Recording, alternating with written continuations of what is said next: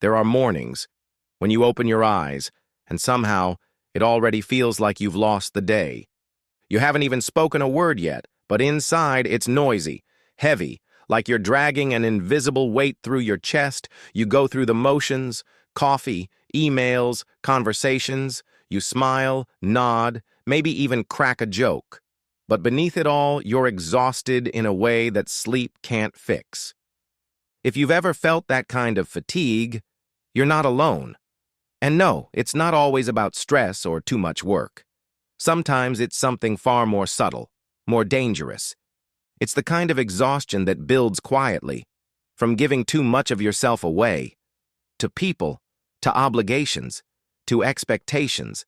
Without even noticing it, you've become someone who's constantly pouring energy out, but never pausing to refill. Let me tell you a story. Vega was 34. By all appearances, she had it figured out. Freelance designer, jet setting, Instagram full of scenic photos, candlelit dinners, and curated smiles. The kind of life people envy with a double tap. But behind the filters, she was unraveling. She wasn't tired from the usual suspects, not from early meetings or deadlines. She was tired of herself, tired of pretending, tired of not remembering when life stopped feeling alive. It started with the little things. A favorite song suddenly felt annoying. Laughter sounded hollow, even to her own ears. She was surrounded by noise but couldn't feel any of it. She slept, but each morning felt like waking from a war she never signed up for. One day, mid-Zoom call, Vega caught her reflection on screen. And for the first time, she really saw it. How disconnected she was. Not sad, not angry, just vacant. So she closed the laptop. No explanation. Threw on a coat, grabbed her car keys, and just drove. She didn't have a plan. She just knew she couldn't keep pretending everything was okay. Her car led her to a forgotten little village where her grandmother once lived. An old house tucked between dirt roads and tall trees. No Wi-Fi, no Netflix, no text notifications, just silence. And that silence, it was the first thing that hurt. For 2 days, she did absolutely nothing, literally nothing. No to-do lists, no goals. She cried, she wandered. She wrote messy thoughts in an old notebook. And on the 3rd day, she opened a dusty box in the attic and found something unexpected. A journal. Handwritten Latin quotes, carefully translated. At first, she thought it was a prayer book. It wasn't. It was Marcus Aurelius, a copy of Meditations, written in her grandmother's hand. She read the first line that caught her eye. The happiness of your life depends on the quality of your thoughts. And it hit her like a slap. Because in that moment, Vega realized something brutal. She wasn't broken. She was drained. She had spent so long giving her energy away, to guilt, to fear, to the pressure of being someone she didn't even recognize anymore. She realized no one ever taught her how to protect her energy, how to say enough, how to stop fighting battles that weren't even hers to begin with. That week, Vega didn't find a new version of herself. She rediscovered the old one, the one she'd abandoned. She stopped waking up to her phone. She started waking up to her breath. She walked without music, sat in silence, let herself feel without the need to fix anything. And slowly her soul began to stretch again, like it had been asleep for far too long. This story isn't just about Vega. It's about you, about all of us, because burnout doesn't always explode. Sometimes it creeps in quietly, camouflaged behind productivity and politeness, until one day you realize you're a stranger in your own life. But you don't have to stay there. You don't need a mountain retreat or a therapist on speed dial. Sometimes all it takes is a pause, a return, a moment with Marcus Aurelius, reminding you that you're not powerless. You just forgot how powerful your own boundaries are. In this video, I'm going to share with you 12 brutal yet beautiful rules of Stoicism that helped Vega reclaim her peace. that I believe can help you too. If you've ever felt like you're fading without knowing why, stay with me. This might just be the wake-up call your soul's been quietly waiting for. Let me ask you something. When was the last time you said yes and felt your stomach twist right after? Maybe it was a work request you didn't have time for. Maybe it was a social invitation you weren't in the mood for. Maybe it was just one more favor you said yes to, because saying no felt too uncomfortable. We all do it. Smile, nod, agree.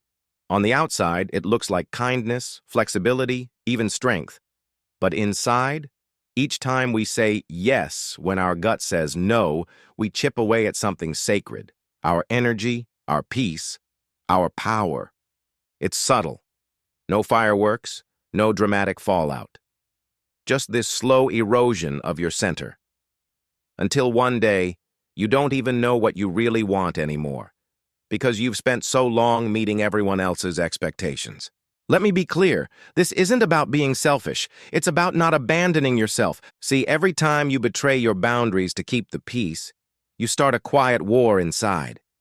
And that war, it drains you more than any workload or late night ever could. Try Stoic airplane mode. That means 30 minutes a day. No screen, no scrolling, no background buzz. Just silence. Just you. Go for a walk with no destination. Stare out the window. Journal. Let your brain breathe. And when you're working, use time blocks. Be fully present with one task. Shut the tabs. Turn off your phone. Make focus your default, not your struggle. You'd be amazed how clear and energized you'll feel just by filtering what gets access to your mind. So I'll leave you with this. If your mind is a temple, would you let anyone off the street come in and rearrange your furniture?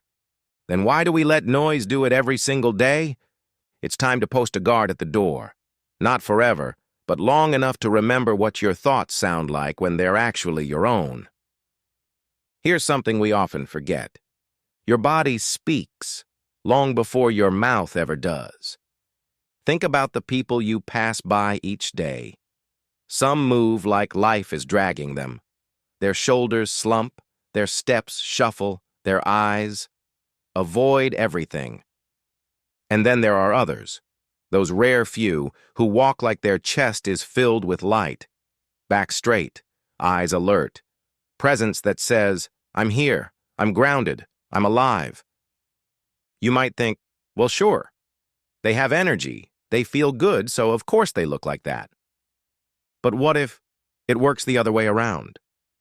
Here's a truth the Stoics knew well, especially Seneca. Health is the greatest good. And by health, he didn't just mean being free from disease. He meant vitality, the kind of strength that radiates from the way you carry yourself, because how you move affects how you think. This is what psychologists call the feedback effect. When you stand tall, when you breathe deep, when you take up space, you don't just look confident. Your brain starts to believe it. You change your posture, and your mindset slowly follows. Let me give you an example. Next time you're feeling off, low, stressed, unmotivated, try this simple practice. Go stand in front of a mirror. Really look at yourself, not in judgment, but in observation. Ask yourself, is this how I want to show up in the world today? Then roll your shoulders back. Lift your chin, not with arrogance, but awareness. Put your feet firmly on the ground. Take a breath. Even if you don't feel powerful, move like you are. And something inside will start to shift. Because sometimes what you need isn't to slow down. It's to move. We think we'll wait until we feel better to take action. But movement creates the energy we're waiting for. Not sure where to start? Keep it simple. Stretch in the morning. Go for a short walk. Dance like no one's watching. Jump around in your living room if you have to. You're not just moving your muscles. You're telling your mind, I'm alive, I'm capable, I'm back in control. So ask yourself today, are you moving through life like someone who's barely holding on? or like someone who still has something to give? You get to decide, and the body you care for will always respond. Imagine this. You've cooked a beautiful dinner. You've lit candles, set the table just right, your favorite music playing low in the background. This dinner is meant to nourish, to restore. And then, strangers start walking in, uninvited.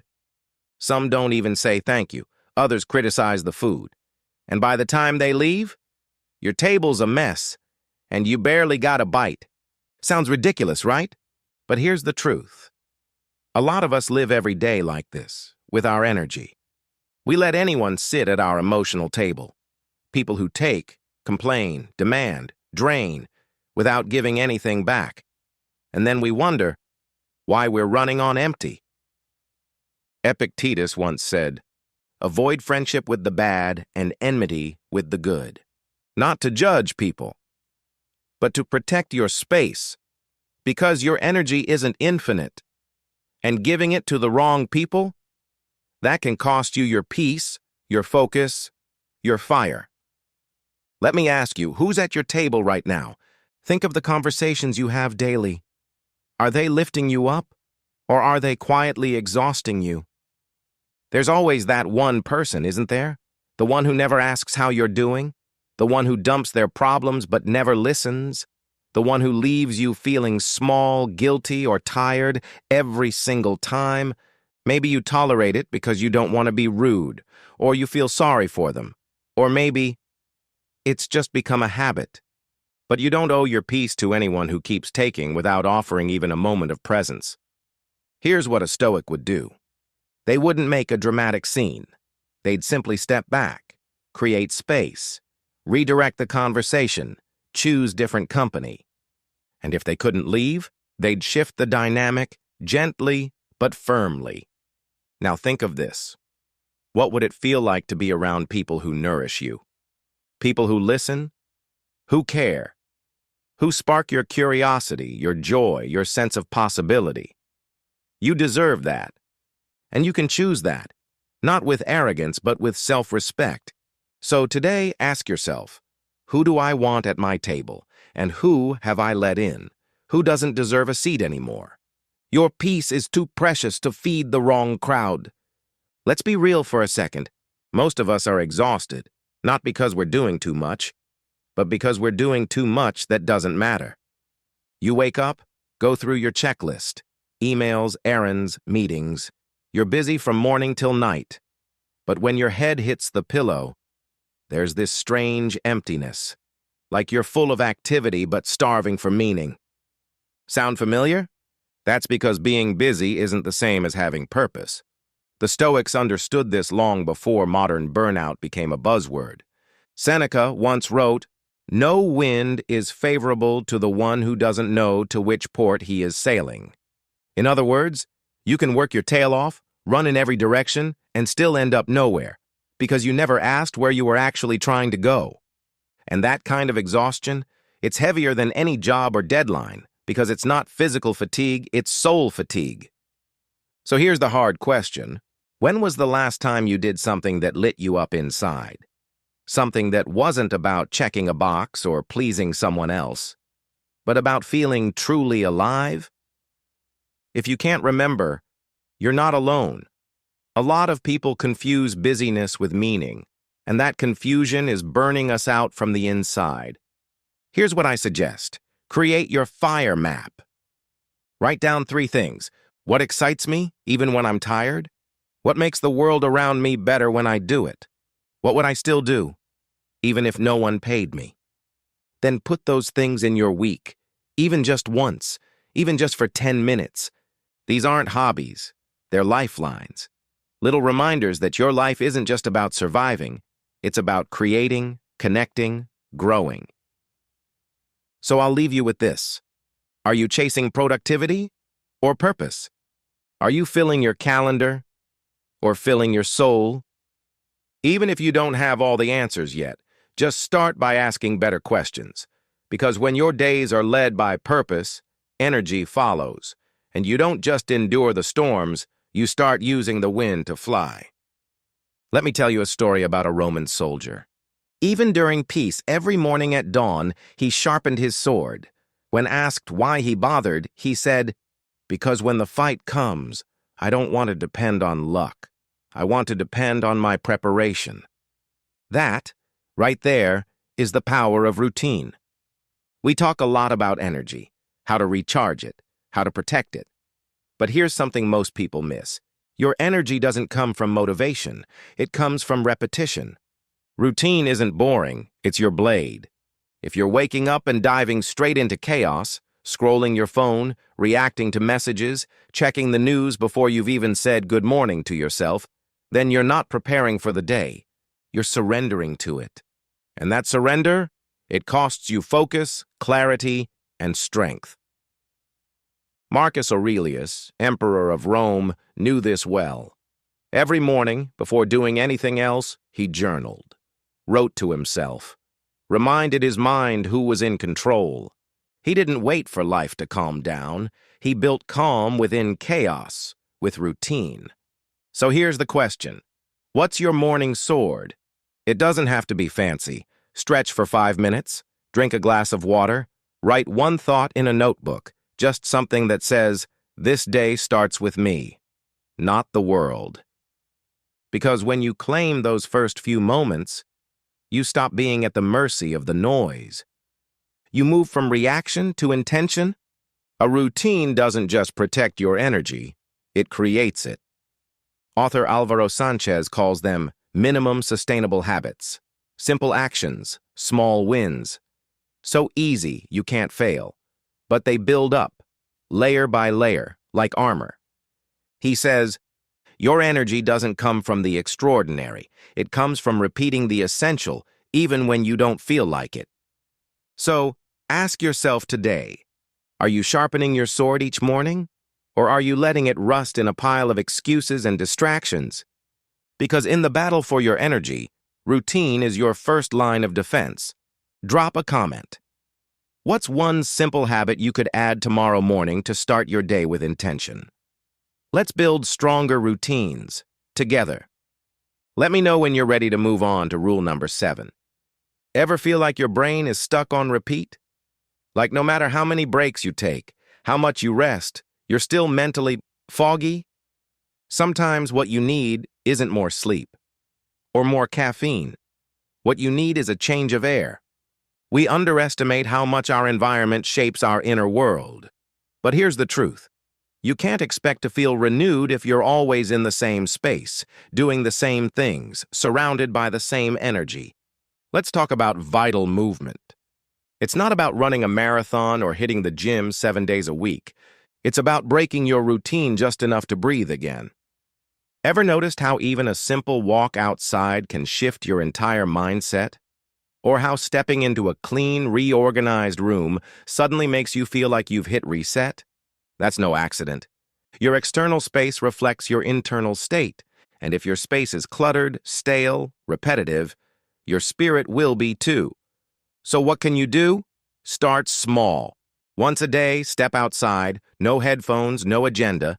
Just walk, look around, let your senses catch up to the real world. And once a week, change your scenery. If you always work at your desk, try the kitchen table. If you're always indoors, take your journal to a coffee shop or a park bench. Rearrange your furniture, open every window, light a candle you forgot you had. These shifts may seem tiny, but the impact? Powerful. It tells your brain, we're not stuck. We're still moving. We're still alive. So let me ask you, is your environment fueling you or draining you? Are your surroundings giving you space to grow or keeping you in place? Because when your world becomes a loop, your energy does too. And sometimes the way out isn't to go deeper inside. It's to simply move, even if it's just across the room. In the comments, share. What's one small way you'll refresh your environment this week to boost your energy?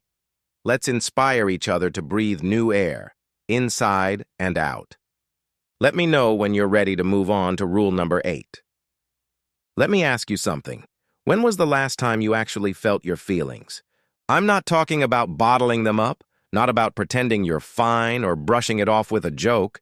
I mean really feeling what's going on inside you, naming it, sitting with it, letting it speak. Because here's the truth that too many of us learn too late. What you don't deal with doesn't disappear. It sits, it simmers, and slowly, it drains you. You're not tired because you've done too much. You're tired because of everything you've held in. That argument you avoided, that sadness you pushed aside, that guilt, that shame, that frustration you never gave voice to. It all builds up like a dripping faucet in the dark.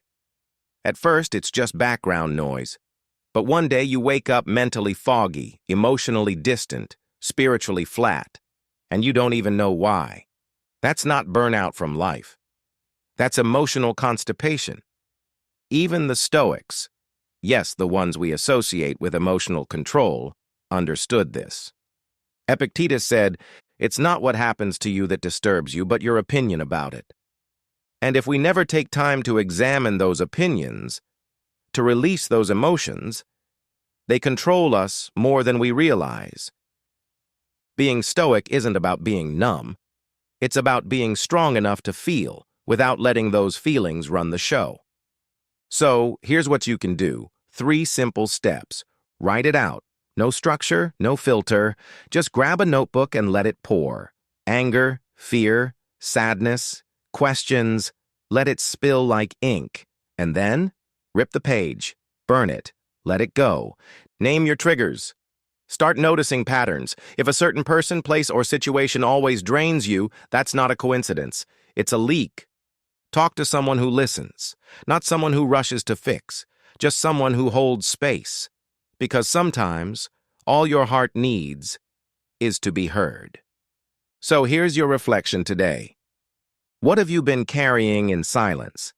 And what would happen if, just once, you gave yourself permission to let it out? Because protecting your peace isn't just about boundaries or routines. Sometimes, it starts with releasing what your soul's been holding too long. In the comments, tell us, what's one emotion you've been holding on to lately?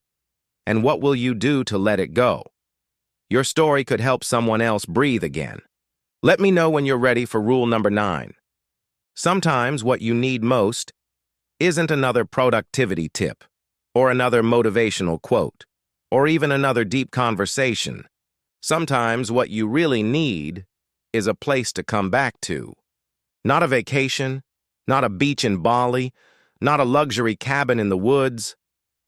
I'm talking about a refuge, a space where your energy doesn't have to defend itself, a place where your mind doesn't have to perform, impress, or explain, where you can simply be.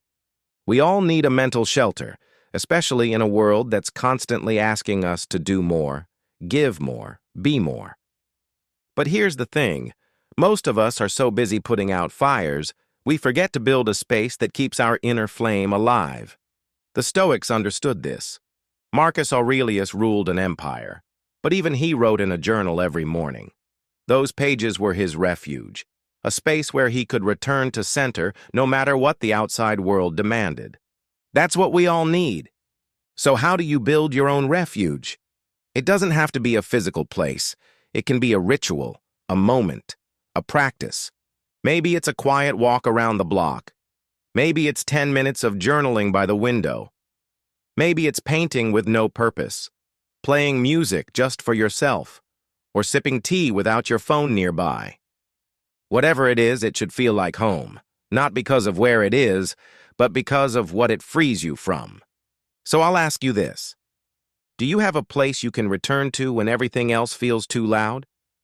A moment in your day that says, "This is for me." No expectations, no roles, just presence. If the answer is no, it's not too late. You can build that space starting today, protect it, nurture it, because it's not a luxury, it's a lifeline.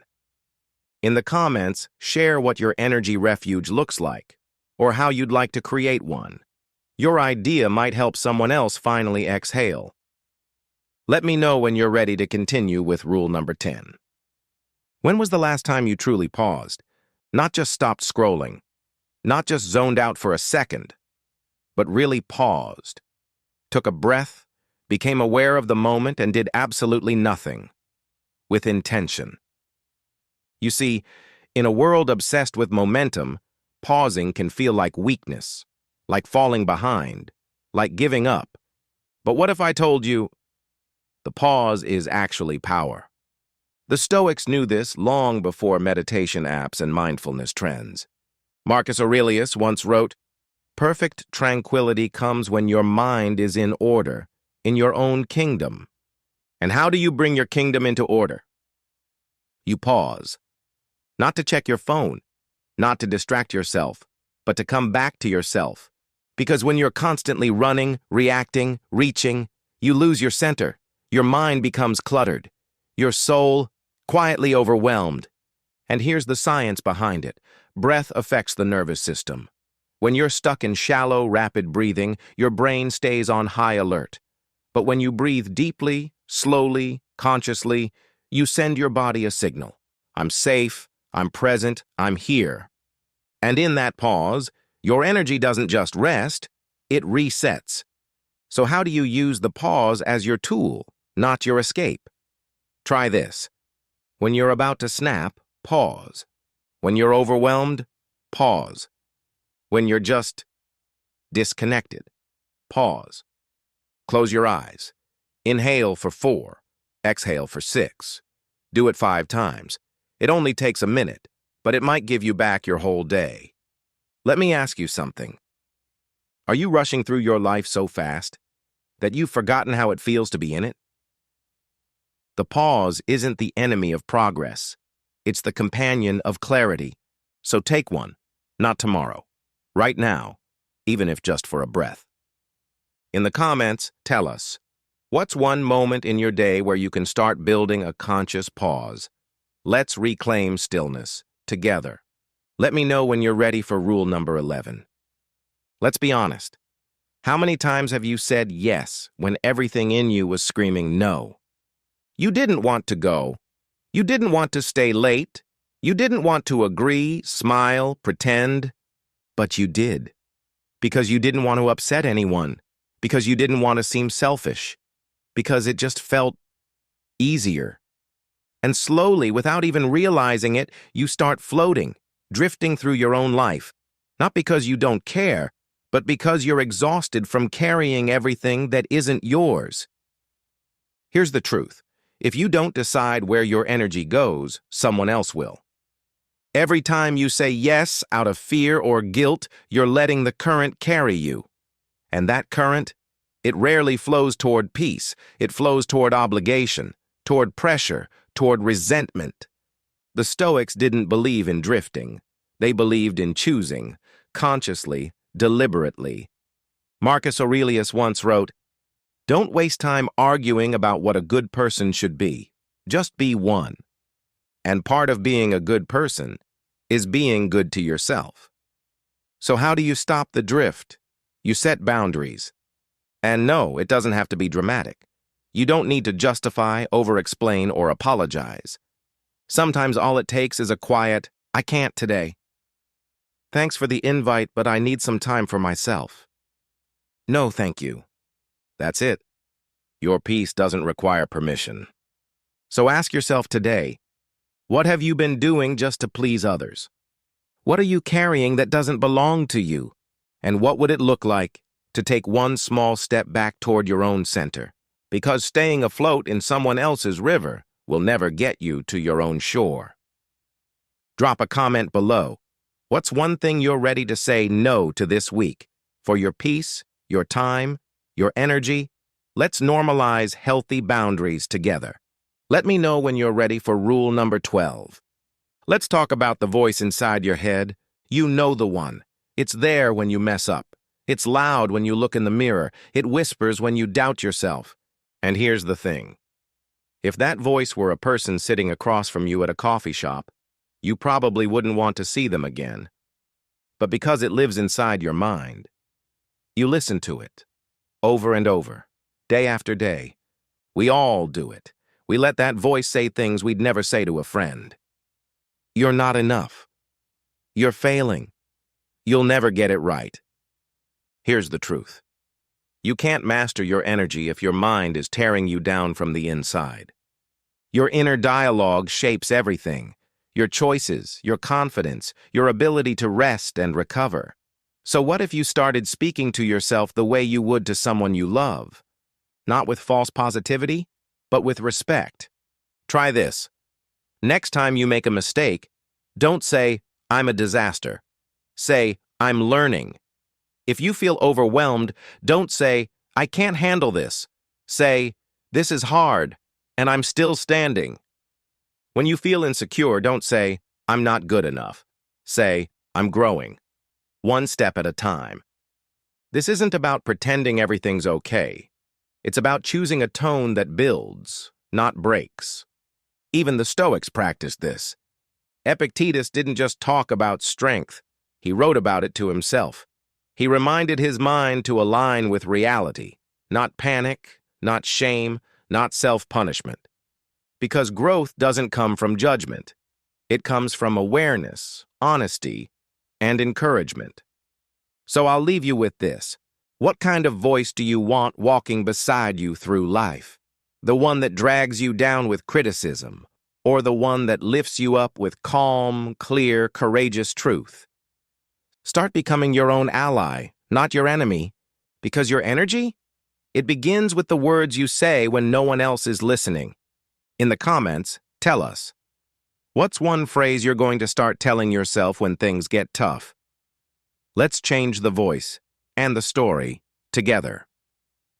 Let me know if you'd like help turning all 12 rules into one cohesive YouTube script or playlist. So here we are. 12 rules. 12 hard-won truths rooted in Stoic wisdom and modern experience. And now you might be wondering, what next? How do I take these ideas and actually live them? The answer isn't complicated. It starts with something quiet but powerful. A decision. A decision to stop running on empty. To stop giving away your energy like it's endless, because it's not. And to finally understand that protecting your energy isn't selfish. It's self-respect. In a culture that glorifies hustle, burnout, and being always on, setting boundaries or saying no can feel wrong, even rebellious. But let me offer you a shift in perspective. Every time you say no to something that drains you, you're actually saying yes to something far more important. You. Yes to your clarity. Yes to your peace. Yes to your presence in the life you're building, not just surviving. Because here's the truth. You don't owe anyone your burnout. You don't need to earn your rest. You don't have to justify your silence. You are allowed to reclaim your energy before you break. And if the world doesn't always understand that, that's okay. Your soul will. Every rule we explored, each one is a tool, a small but mighty way to rebuild your connection with yourself, saying no with courage, filtering the noise, moving your body like it matters, surrounding yourself with people who give back, not just take, pausing, breathing, journaling, choosing peace over performance. This isn't about becoming someone new. It's about remembering who you were before life made you forget.